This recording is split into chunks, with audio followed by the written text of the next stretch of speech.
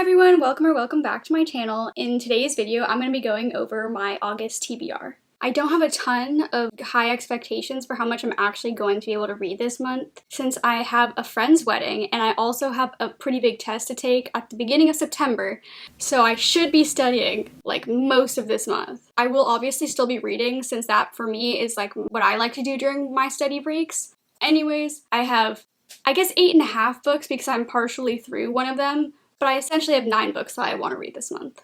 Okay, so starting off with the book that I'm currently reading, Love Theoretically by Ali Hazelwood. I'm only about 90 or so pages, so I definitely would consider this still an August read. So far it's cute, it's definitely very cheesy rom-com, but I'm enjoying it. And it's actually kind of nice since I've taken a few physics classes for my major, which is bio, it's not physics.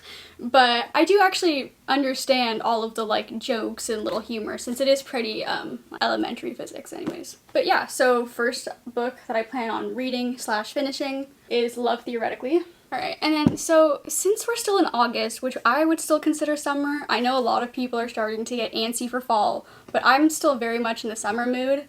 So with that being said, I still want to be able to get to a few more summer books before I have to go back to school. So for the first very summery book on my list, I have It Happened One Summer. I feel like this is one of those like really OG popular book talk books that I just still have not gone around to reading. It's about Piper and Brendan. Piper is like very rich, kind of think like Lindsay Lohan, Britney Spears in like the 2000s, kind of going crazy. And basically she does something that ends up getting her arrested. Her stepdad sends her to this beach town that her dad used to own a bar in, I believe. So yeah, so basically her stepdad makes her learn some responsibility by running her dad, who died, his old dive bar in this little town in Washington. I will say, like, on the back it mentions that it was inspired by Schitt's Creek. If you liked that show, then you'd probably really like this book. Alright, so next for the summary books, I have The Roughest Draft by Austin Sigmund Broca and Emily Wibberley. So this book is basically about two authors who used to write books together, who used to be essentially co-writers, and then something happened that you don't know in the beginning, that's what you want to read to find out,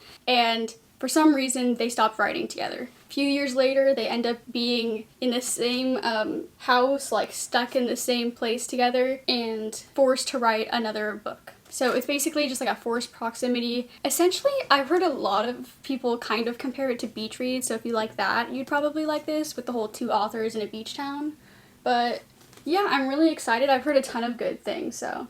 Anyways, alright, so the next other summary book I have Same Time Next Summer by Annabelle, I don't know if it's Monaghan or Monaghan, but Same Time Next Summer. And so basically this is kind of a second chance romance with also potentially a runaway bride, it sounds like. So basically she tours a wedding venue with her fiance in a beach town, and one of her exes happens to be there. He broke her heart when she was 16, and I guess it's their second chance romance. It's pretty short. It's less than 300 pages, so definitely want to try and get to this one at some time this month. I've also been seeing it like all over bookstagram. I haven't actually read any like reviews, or I don't know what people have thought about it, but I've seen it all over, so I figure I might as well pick it up. And then so the last like specifically summer book that I want to pick up is Golden Girl by Ellen Hilderbrand. I read The Hotel Nantucket at the beginning of summer and really enjoyed it. Ellen Hilderbrand's kind of interesting with her summer books in the fact that they're very summery in their setting and just kind of, I guess, how the plot moves forward. But there's a lot of like paranormal and non-summery elements. Like this book is about an author who is killed in a hit and run and essentially is essentially kind of like a ghost. She's able to watch what's going on throughout the summer.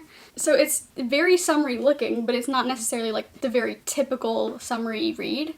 But yeah, so I'm very interested to see how this goes. It has pretty high ratings on Goodreads. But yeah, so that's Ellen Hilderbrand's Golden Girl. So last month I also read the first book in the Addicted Calloway series, which was Addicted to You. And I didn't love it. I rated it about like a 2.5. I didn't love like the enabling, just some of the scenes were a little bit hard for me to read or like get through. I felt like a lot of the other characters were kind of progressing the plot rather than the main characters. But anyways, I still want to finish the series, so I have the next book, which is Ricochet, and I believe it picks up right after the events of the first one, so I don't want to go too much into the plot because there's probably spoilers with that. But yeah, so this book's continuing Lily's and Lo's story, and I'm excited to see if this will kind of get me to root for them a little bit more. Alright. And so I don't want to just have romance books, because if you can tell, there is kind of a good amount of those. So I also wanted to pick up a fantasy, but still like aquatic feeling kind of book. So this is part of the Entangled with the Fae series by Tissania Odette. This is Kiss of the Selfie. This is technically a Little Mermaid retelling. So this book is basically about Maisie, who's essentially Ariel, who instead of going on land to chase after Guy, she goes on land because she's running from the Sea Queen. And while she's on land, she ends up rescuing a human, and this is against the Fae laws. So as punishment for breaking the Fae laws, she has to kiss him. But it's not just any kiss, because her kiss is fatal. So it's going to be interesting to see how they work around that and how much influence from The Little Mermaid there actually is. The Little Mermaid was actually my favorite like Disney movie growing up, so I'm really excited to see like what elements they use from that and then what elements they come up with on their own.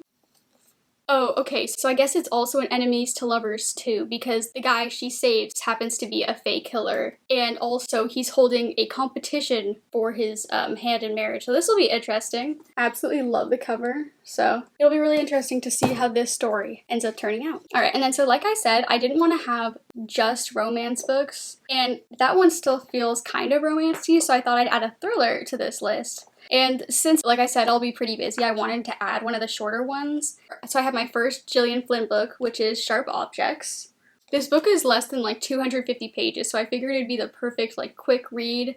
I believe it's actually her debut novel. Okay, so it's basically about a reporter, Camille, who just got out of a psych hospital, and she's returning to her hometown to cover a news story about two teen girls who were recently murdered. And during this, she turns out to have some sort of connection to one of them. We don't know how, but that's what we're gonna find out. I've been really wanting to read one of Gillian Flynn's books for a really long time, so I'm excited to see how this goes, since I have two of her other books that I already bought that I don't know if I'll like or not. And then the last book on my TBR, which is going to be book number 9, I have A House of Salt and Sorrow. This is actually based off of the story of the 12 Dancing Princesses, and I actually really loved the Barbie movie for this story when I was younger, so that's kind of what like prompted me to get this. Okay, so the main character has the 11 sisters, so there's 12 of them total. All of a sudden, 4 of them are dead, and basically this is her investigating how and why, and essentially just getting to the bottom of that. But yeah, I've heard actually really mixed things about this. I've heard some people say they really liked it. I've heard other people say it was really boring and slow, and they couldn't get into it. So I don't know, I'm really interested to see what I think. I've had this book for a few months, maybe almost a year, so I'm definitely excited to get this off my TBR and yeah, see what I think. Alright guys, so this wraps up this month's TBR. I have 9 books in total, although like I said, I am like a little bit through Love Theoretically, but who knows if I'll actually read these. I don't actually care if I do necessarily. It's kind of just, I like to have a bigger list to choose from so that I actually can read books off of my TBR instead of choosing a small list that I don't actually want to read those books, if that makes sense. Thank you guys so much for watching. Let me know if any of these books are on your TBR or if you've read them and have any opinions on them. But yeah, that'll be it for me, and I will see you guys in the next one.